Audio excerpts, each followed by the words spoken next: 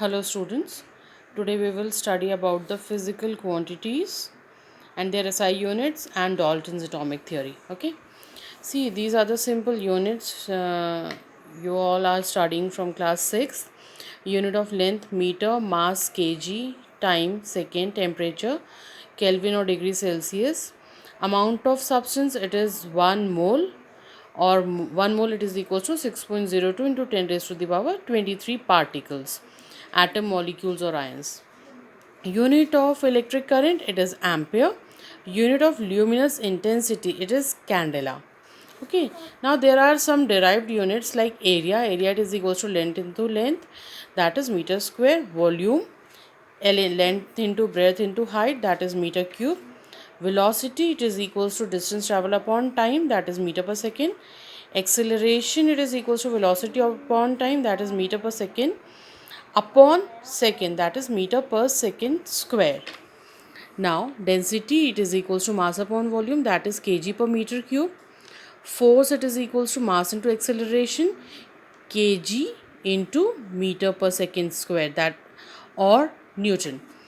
Pressure, it is formula is force upon area. Force is kg meter second inverse this upon meter square, that is kg per meter per second square or Pascal.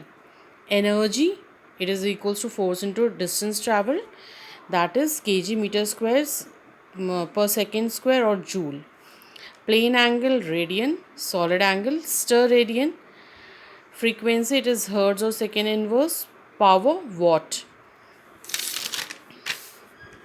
Electric charge, it is coulomb, and electric potential, it is volt. 1 volt, it is equals to 1 watt upon A.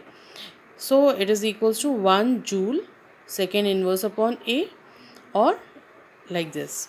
Now this question you have to do, like here you have to convert these units.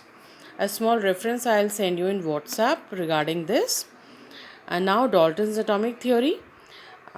This was the first theory which was given by Dalton, and he gave few postulates for his theory about atom. He said that matter, it is made up of small discrete particles, and these particles are called atoms. Atoms of a particular element, they are identical in all respect. All the atoms of a particular element, they are similar in all respect, whether its size, shape, mass, or uh, any other property like that. Even atomic numbers also.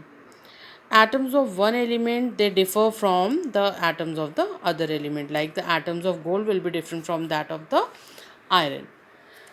Atoms are indivisible, means they cannot be divided further. Dalton, he said that atom, it cannot be divided further, and atoms are indestructible, means atoms can neither be created nor be destroyed.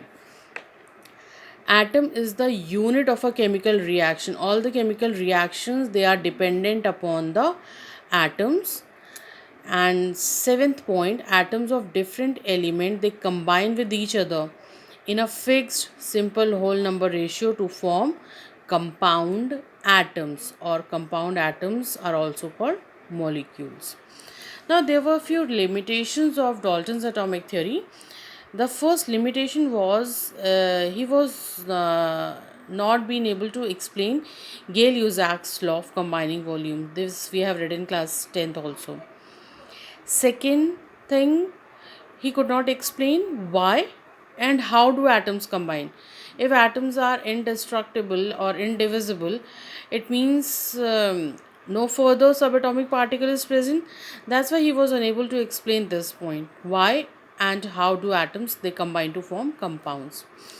Now thirdly, the nature of the forces which hold atom together. Why atoms of two different elements, or the atoms of same element, why they are attached to one another? What is the nature of the force between them? And last, why atom cannot exist in free state? Why they cannot exist in free state like oxygen, O2, and why compound atom can exist freely? Why they are existing? Few are existing freely, while others, they cannot exist freely. why it is happening. He was unable to explain these 4 points.